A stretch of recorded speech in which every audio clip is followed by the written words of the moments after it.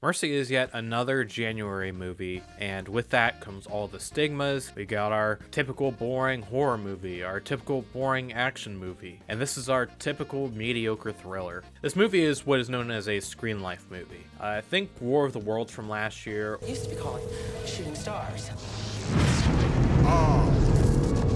or if you want a little bit better quality example, Searching and Missing, that came out a few years ago each respectively. Now Mercy, I had very low expectations going into because it was made by a lot of the producers and filmmakers that worked on War of the Worlds, which I love War of the Worlds, but in an ironic way. And I feel like Chris Pratt just can't bring that same energy that Ice Cube does to his role in that movie.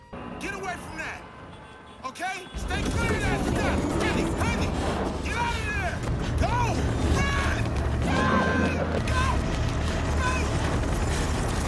Also, the trailer for this looked awful. Just terrible coloring, terrible shots. It looked pretty atrocious. But I was surprised that this movie was a lot better than I thought it was going to be. I thought this was going to be the worst movie of the year, but it just ended up being bad. Who would have thought? Now, Chris Pratt seems to get a lot of hate, and I understand where some of it is coming from, but I don't particularly agree with a lot of it. Knowing him from Parks and Recreation first, and then seeing him get a bigger break in the Guardians of the Galaxy films, those are always going to be the defining roles that I think of him in. I know people take issue with him making his way into a lot of especially kids animated films where he doesn't really seem to belong, like in the Super Mario Brothers film or in Garfield the movie. But those don't really devalue Chris Pratt as an actor in my mind. Those are just bad casting choices by the casting directors. Chris Pratt is a good actor whenever he has good direction and whenever there's a good script. And unfortunately, this movie doesn't really have either. But this movie is at least somewhat entertaining. This movie basically revolves around the plot that Chris Pratt is accused of a crime that he didn't commit, very much ripping off a lot of the plot elements of Steven Spielberg's Minority Report,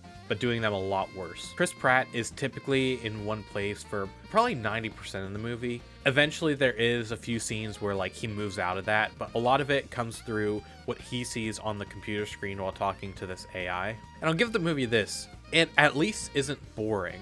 It has good pacing, and even though it's really stupid, it has enough, at least entertaining might be too strong of a word. It has enough amusing plot developments to keep you at least somewhat invested and not constantly checking your watch.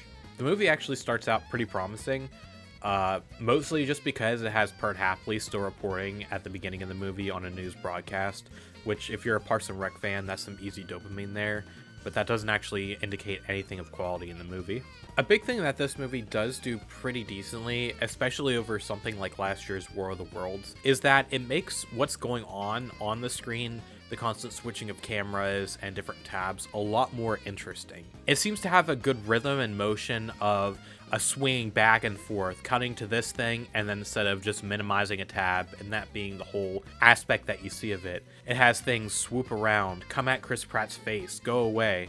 It makes it a lot more engaging, even though what he's seeing is often very boring and repetitious. This movie is also weirdly pro AI. I feel like it's such an easy win for movies now to have an anti-AI message, and a lot of people, and I'm somewhat guilty of this, giving it brownie points because of that.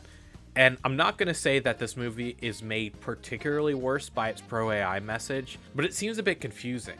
You kind of have to watch the movie to get this, but there's a lot of moral things that are going on that are directly caused by the AI, specifically really immoral things that the main character and a few of the side characters have to deal with. And it still somehow ties it around to no, this is a good idea, that AI should be in charge of the life or death situations of a person. It's such a weird message to end the movie on that doesn't really fit the tone of the rest of it. Like I said before, Chris Pratt can be a good actor whenever he has a good script and good directing, and this movie does not have either of those. He spends the whole movie strapped in a chair, and we see his facial reactions. It's not like he's doing like an Ice Cube level job where everything's terrible.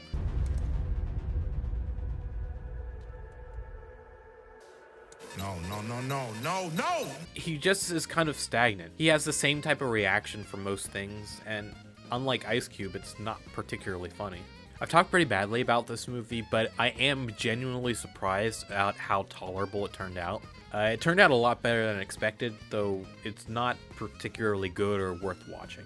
It has some elements that surprised me, both good and bad, And it's not the worst thing ever, but it's definitely not worth seeking out. But hey, that's just what I thought. Feel free to tell me what you think in the comments below, and I'll see you in the next one.